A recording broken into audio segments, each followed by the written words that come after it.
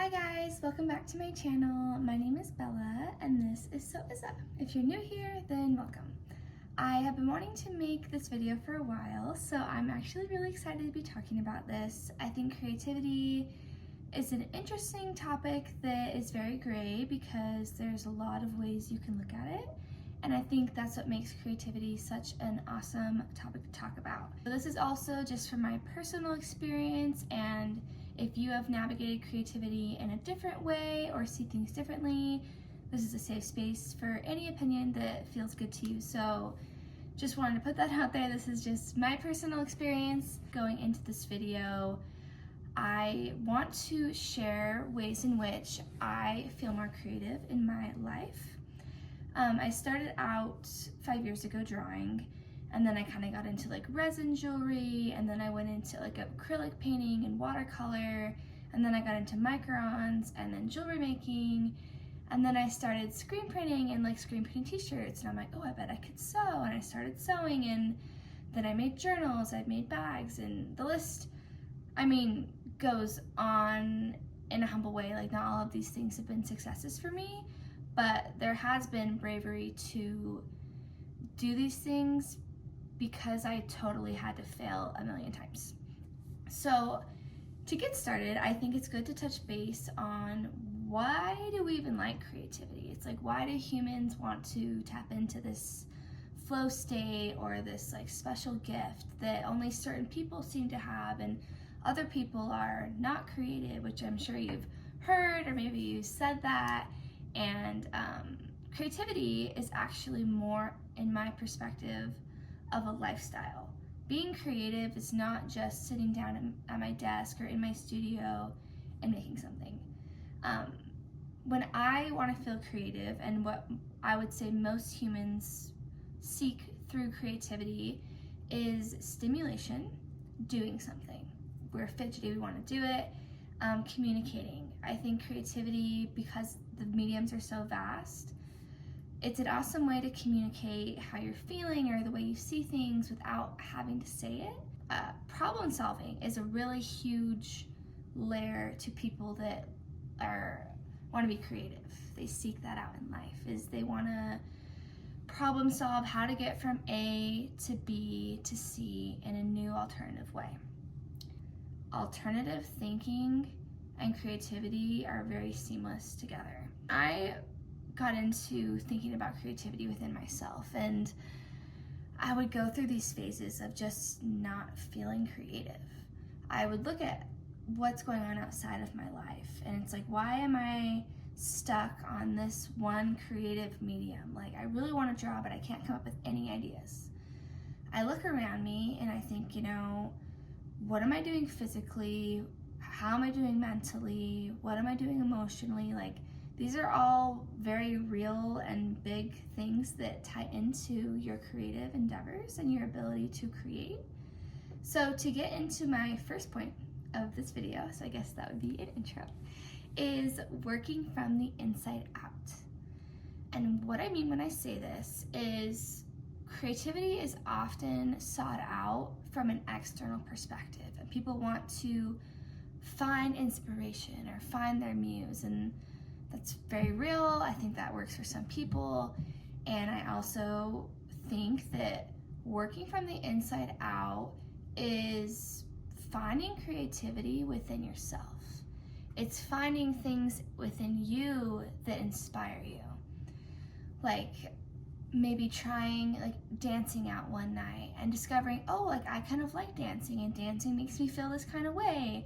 Or trying, oh, I want to try cooking, and oh, I really like this thing about cooking, and cooking makes me feel this kind of way. And it's like, the more that we can explore things that tap into us learning about ourselves, we can change and grow from the inside, and that changes our outside experience from the inside out.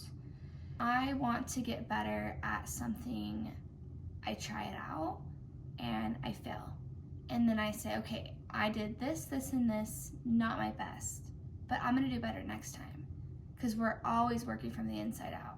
I don't do a project, fail, and then look at that person and be, oh my gosh, but they did it so perfect the first time. or theirs looks so much better than mine. That's not working from the inside out. That's working from the outside in.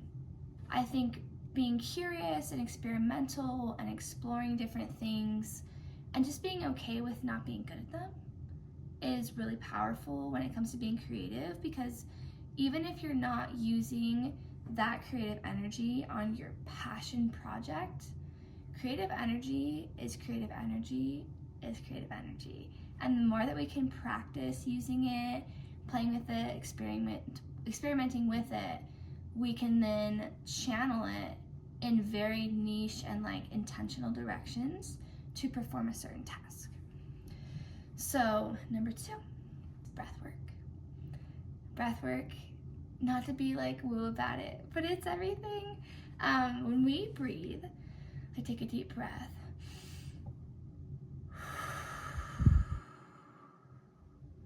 We are putting more oxygen into our brains. And our brains are what make us feel creative. And when we put more oxygen into our brain, it activates our frontal lobe, and this is where all of our cognitive skills are, decision making. So when we decide we want to do something, or we think we want to do it, if we take a really big, deep breath, we will have a much more clear idea on how we want to do that thing, or if we even want to do it, because our brains are being reactivated in a new way. So I don't think breathing or breath work has to be this huge, like, I'm gonna set aside this many hours or this much time every day and do this thing, routine. I think just noticing your breath is a great place to start. I notice sometimes when I'm feeling stressed, I breathe quicker. When you're anxious, you breathe really quick. And you feel more anxious when you get anxious because your brain needs oxygen. Literally. Breathwork techniques, there's box breathing, there's the breath of life, there's Wim Hof breathing, and all of these are contorting the way that our brain is getting oxygen, which allows us to experience thinking and creating and experiencing in a new way, because our frontal lobe is being activated in different ways, which is really cool. So messing around with breath work, or even just taking a couple deep breaths when you get up in the morning or midday, it also helps you feel more awake. So if you're a caffeine addict, which, bless my soul, it's something I am working on, but I totally have a caffeine little thing going, and sometimes I just need to take a couple deep breaths, or I'll do some jumping jacks, which is random, but it will just kind of get my brain working and get me that boost that I think I'm gonna get from caffeine, when really I get that for like 10 seconds and then I crash. So I guess I kind of get what I want, but not in like the longevity of what I'm looking for. Number 3 is accepting where you're at. Acceptance is important because it allows for growth to be had. If we are always comparing ourselves, imposter syndrome, that's what it is.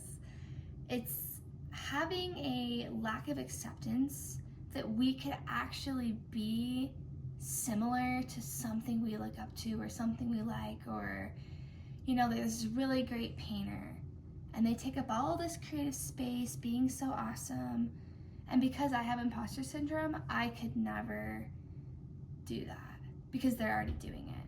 When in reality, creative energy is universal and it's limitless, and there is more than enough for literally every single person on the planet to be huge and be the most creative mastermind of all time. And it's like, what a world we would live in if that was the reality people took on, is taking up all of their space because they can. Not because you earned it, not because you had to prove yourself, just because you wanted to and you can. You know, and it's like, when you start something, you're not going to be very good at it. Unless, you know, you have some natural talent, which is very real. Things take time and progression, and we look up to artists that are really talented and creative and really killing it and mastering their skills. It's like they have easily put in over 10,000 hours. Easy. And it's like, until you have 10,000 hours put in, honestly, just go easy on yourself, because good things take time, right? So let yourself kind of take some time to get really good at something before you quit. Quitting, not fun.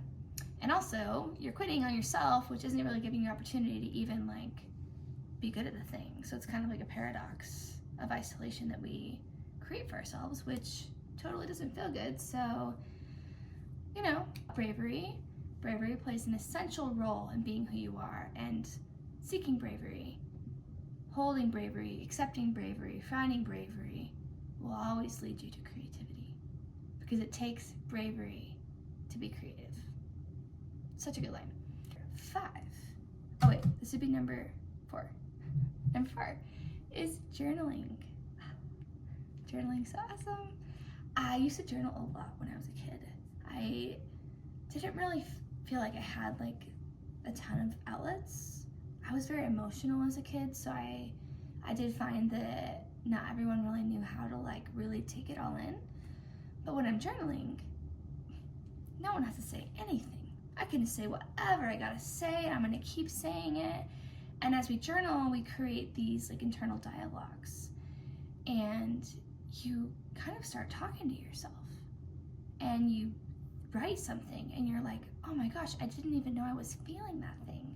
And then the next thing you write feeds on that thing, and then you're like going to therapy basically, and it's totally costs $0, and you feel so much better. And then you write, and then you're like, wow, I feel so much more clear. Because something that I learned a long time ago is our brains are meant to process. They're not meant to internalize. And I'm an overthinker all day for the rest of my life.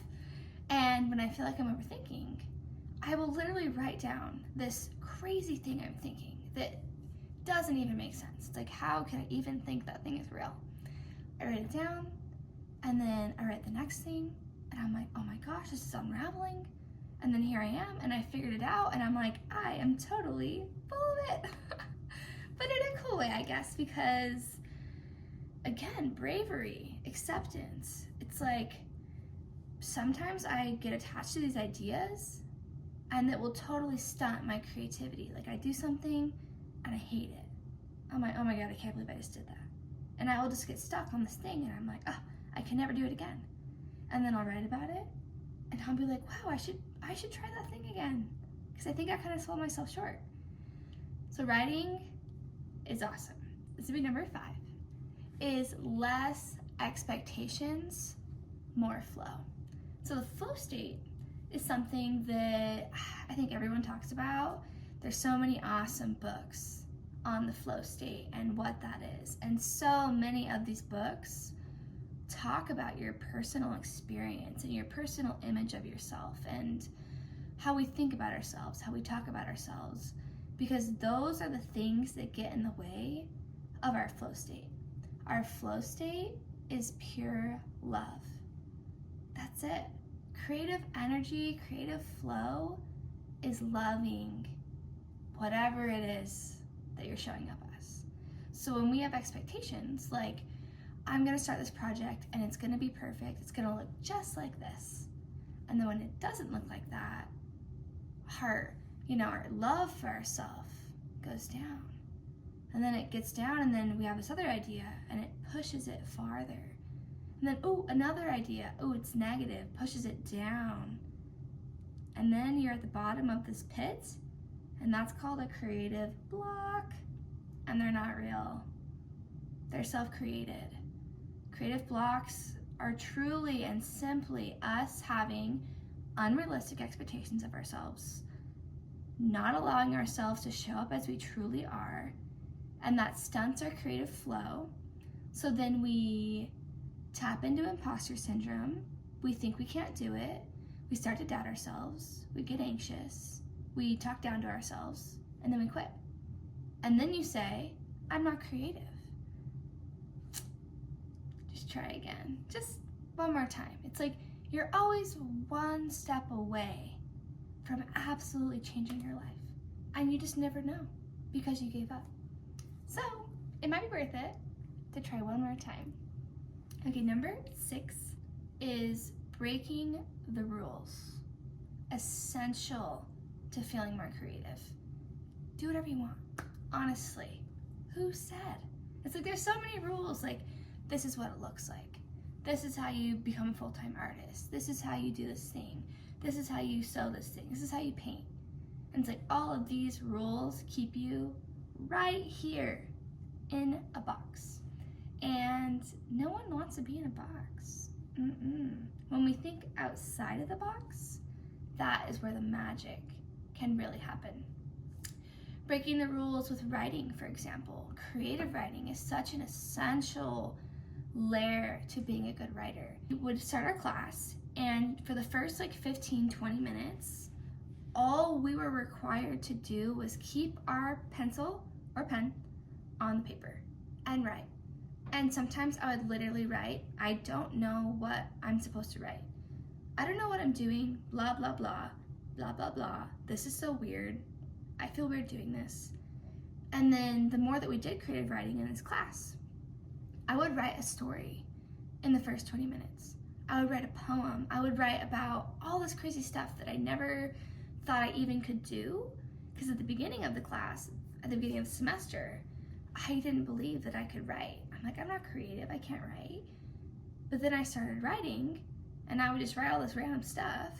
And then eventually that random stuff would lead to some really cool like pathways and like doorways for me to explore more creativity within myself, or more personal expression, or more like emotional depth. Like writing is just an awesome bridge to being creative, and it's so personal. And it's like, I think the people that are brave enough to share their writing, like spoken word, is amazing, because writing is so personal, because no one else is gonna read it unless you share it. You know, it's like watching a sunset by yourself. It's so beautiful. And you can take a picture and share it with someone, but it's like you will always be the one that saw it very first and had that very first like inkling feeling of awe, you know? And unless you decide to share that sunset moment with someone, it's entirely your moment. And I think that's really special when it comes to creating, is, again, breaking the rules. It's like you don't even have to share with anyone. You don't ever have to put anything on social media. And that doesn't mean you're not creative. That doesn't mean you're not an artist. It's like there are so many artists that are full-time artists that don't even have social media. Okay, I think we're on number 7. And I actually just want to talk about the benefits of writing. So I guess maybe this is a little bit writing focused slightly, but I would say in my personal experience, writing, because it was the very first creative medium I ever touched, was just a catapult for me in discovering that I have a creative gift, which we all do, but writing kind of opened the door for me to hone in on who I was and what I valued and what I wanted to get out of my life. And the more that I wrote, the more that I wanted to express things in new ways. So I would write, and then I'd, paint. I would write and I would make jewelry, and I would write and I would make clothes. And now, I have done so many amazing things creatively that I just want to keep exploring because of writing. Like, writing has been a root foundation in being a creative. Some benefits of writing is they reduce stress. It's hard to be creative when you're stressed because you're totally thinking about way too much. And when we can write and just get all the junk out of our head, we can just feel better. And when you feel better, you produce better work, and because it really puts the opportunities to grow in the ball court of your bravery to explore yourself, which is really important, because self-exploration is what is going to drive you in your life to pretty much do anything, because you have to have some sense of self-worth to want to accomplish or do anything for yourself. It's like you get up in the mornings because you at some level care about your existence. You have to feed yourself, you have to take care of yourself. We take showers because we care about ourselves, or maybe you don't take showers and you still care about yourself. That's awesome. That's beside the point. But reduce stress, gain clarity. Clarity is such a big part of being creative, because being unsure is totally going to come off as a creative block. And I think being sure about yourself is going to make your artwork look sure. Like it looks intentional. It looks, and yes, abstract art is absolutely unintentional to maybe like the untrained eye, but abstract art is the most intentional because you're making a mess look not messy. You're making a mess look like intentional and flowy, and you want someone to look at here on your project and then come all the way up to here. And it's like abstract art is so intentional, and it's awesome. I love abstract art. I love things that are weird. Improved problem solving skills comes from journaling. I think journaling and breathwork go very hand in hand because they both tap into your frontal lobe, which is your cognitive thinking skills. So the more that we write, the more that we experience our inner world, the better we are at problem solving in alternative ways, which, back when we talked about at the beginning of this video, creative people tend to be good problem solvers because they're alternative thinkers. So if you find yourself an alternative thinker and you're not writing, it might be a good idea to maybe just write something down once a day. One line, something I'm grateful for. I can't believe this happened today. You know, it's like you don't have to write a novel, but just writing something is better than doing nothing. And the more that we write, the better we can communicate. And the more we can communicate, the better people can understand ourselves. And then the world is just better because we feel understood and seen. And that feels really good. Journaling enhances creativity. I'm telling you, it all goes together. So that's a big part of journaling that, of course, is a great benefit. And with me, I'm a big bullet journaler. So I just have mine out. But I'll do like, you know, some sketches, let's say. Some sketches, and then I'll have like my calendar in here, and then my week, and then I have a collage and some random sketches. Like this is just kind of like, you can't even see it.